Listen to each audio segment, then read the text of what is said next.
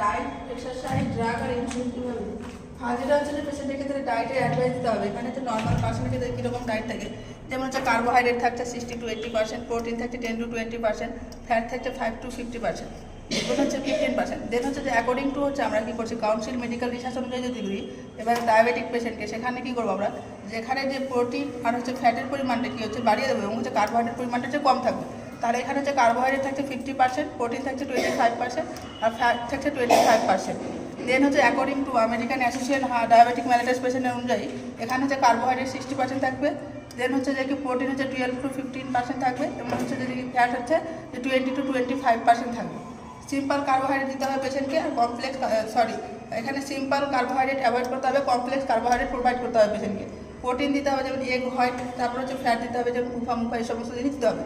এবং পেশেন্টকে কী করতে হবে, এক্সারসাইজের কথা বলতে হবে। যে এক্সারসাইজ যেন অবশ্যই হচ্ছে 5 times ইন এ উইকে যেন 5বার করে কী করে যে এক্সারসাইজ করে, এবং সেটা যেন অবশ্যই করে কী করে যে আফটার ব্রেকফাস্ট যেন ব্রেকফাস্টের পর করে, এবং সেই ব্রেকফাস্টের সময় কী হয় ওরাল কার্বোহাইড্রেট যেন 10 to 15% যেন দেওয়া থাকে। দেন হচ্ছে যে কি এক্সারসাইজ কতক্ষণ ধরে করবে, এপিসোডটা হচ্ছে যেন হচ্ছে যে 30 to 45 মিনিট ধরে করে, এবং হচ্ছে ব্রিক্স অ্যাডভাইস করতে হবে যে একটু ফাস্ট আছে, হেভি এক্সারসাইজ যেন না করে। কারণ হচ্ছে যে এক্সারসাইজ যদি লাইট এক্সারসাইজ করে তাহলে গ্লুকোজ ইউটিলাইজ হচ্ছে কী হচ্ছে কম হবে। অ্যাভয়েড যদি হেভি এক্সারসাইজ, কেন হচ্ছে এখানে যে হেভি এক্সারসাইজ অ্যাভয়েড করবে কারণ এখানে মোর গ্লুকোজ ইউটিলাইজ হবে, তাহলে পেশেন্টের ক্ষেত্রে যে কমপ্লিকেশন দেখা যায় সেটা হচ্ছে হাইপোগ্লাইসেমিয়া হবে। তারপর হচ্ছে ড্রাগ ওরাল হচ্ছে যে হাইপোগ্লাইসেমিক ড্রাগ, যেমন হচ্ছে ইনসুলিন সেন্সিটাইজিং ড্রাগ, যেমন হচ্ছে যে মেটফর্মিন এখানে নিতে হয়। তো মেটফর্মিন যেটা হচ্ছে যেটা কী করছে ড্রাগ অফ চয়েস হিসেবে ডায়াবেটিক মেলিটাস পেশেন্টের ক্ষেত্রে দিচ্ছি। আর এই সমস্ত মেডিসিনগুলো যখন দেবো তখন কী করবো, অবশ্যই যেন হচ্ছে খাওয়ার 30 মিনিট আগে আমরা হচ্ছে কী দেবো, কেন দেবো, কারণ হচ্ছে বিভিন্ন যে পোস্ট প্যারেন্টিয়াল হচ্ছে হাইপারগ্লাইসেমিয়া, যে খাওয়ার পরে যদি না হচ্ছে হাইপোগ্লাইসেমিয়া হয় সেই সমস্ত হাইপারগ্লাইসেমিয়া সে সমস্ত প্রিভেন্ট করার জন্য আমরা কী করবো যে খাওয়ার 30 মিনিট আগে মেটফর্মিন মেডিসিন দেবো। দেন হচ্ছে যে মেটফর্মিন মেডিসিন দেওয়ার হচ্ছে কী কী সাইড এফেক্ট হতে পারে, যেমন হচ্ছে যে জিআই ডিস্টারবেন্স, এখানে হচ্ছে ডায়রিয়া হতে পারে পেশেন্টের মোস্ট কমন যেটা কমপ্লিকেশন দেখা যায়, বা মেটাবলিক অ্যাসিডোসিস বা ভিটামিন B12 ডেফিসিয়েন্সি দেখা যায়। ইনসুলিন হচ্ছে যে ইনসুলিন কী করে এখানে অ্যাক্ট করে বিটা সেলের সঙ্গে এবং ইনসুলিন সিক্রেশনটা বাড়িয়ে দেয়। এখানে মোস্ট কমন যেটা কমপ্লিকেশন দেখা যায় পেশেন্টের ক্ষেত্রে সেটা হচ্ছে যে হাইপোগ্লাইসেমিয়া দেখা যায়। তারপরে যে ইনসুলিন হচ্ছে গ্লাইকোসাইড হচ্ছে ইনহিবিটর, সেটা কী করে যে গ্লুকোজকে অ্যাবজর্পশন ফ্রম দ্য ডায়েট কী করে প্রিভেন্ট করে। ইনসুলিন পাম্প থেরাপি কী করে যে ইনদিস থেরাপি পাম্প অ্যাটাচ করে, যে পেশেন্টের অ্যাবডোমিনের সঙ্গে একটা হচ্ছে যে কি পাম্প অ্যাটাচ করা হয়, এবং হচ্ছে এখানে গিট কন্টেন্ট কী করে সিক্রেট ইনসুলিন ইন হচ্ছে স্মল অ্যামাউন্ট, যে হচ্ছে স্মল অ্যামাউন্ট করে ইনসুলিন সিক্রেট করে ভাইয়া ক্যাথেটার মেনটেন গ্লুকোজ লেভেল, যে গ্লুকোজ লেভেলটা কী করে স্মল অ্যামাউন্টে কী করে ইনসুলিন সিক্রেট করে হচ্ছে গ্লুকোজ লেভেলটা মেনটেন করে। এবং ইনসুলিন যে স্লাইডিং স্কেলে কোনো পেশেন্টের কত সুগার লেভেল থাকে আমরা কত ইউনিট হচ্ছে যে ইনসুলিন দেবো সেই অনুযায়ী একটা স্লাইড অনুযায়ী দেওয়া আছে। যেহেতু এখানে দেওয়া আছে যে বিলো অন হচ্ছে যে 150 থেকে mg/dl হলে আমরা কী করবো কোনো ইনসুলিন দেবো না, বাট 150 থেকে 200 mg/dl হলে আমরা 4 ইউনিট দেবো, 201 থেকে 250 mg হলে আমরা 8 ইউনিট দেবো।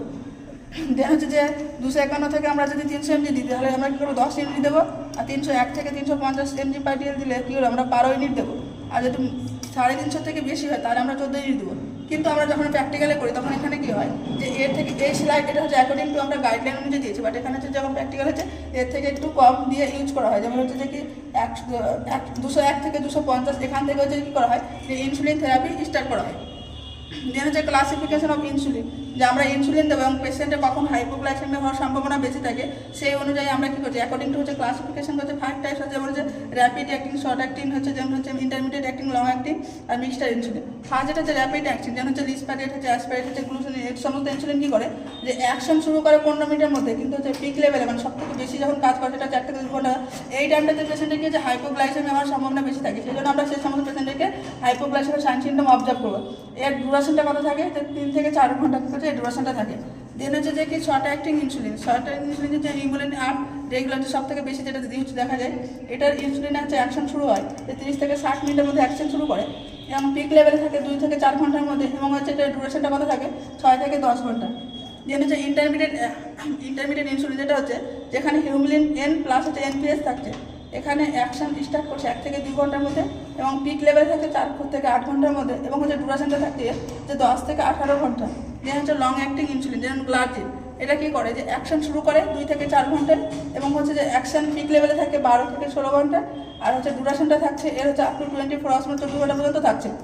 মিক্সডটা হচ্ছে যে ভেরি লং অ্যাক্টিং বলা হয়, যেটা হচ্ছে যে কি NPS থাকছে প্লাস হচ্ছে হচ্ছে রেগুলার ইনসুলিন মিক্স থাকছে। এখানে কি করা হয় যে অ্যাকশন শুরু করছে 1 থেকে 2 ঘন্টা, কিন্তু যে পিক লেভেলে থাকছে যে 5 থেকে 6 ঘন্টা, এবং হচ্ছে ডিউরেশনটা কি থাকছে যে 24 থেকে 36 ঘন্টা, যে এর যে ডিউরেশনটা থাকছে তার চেয়ে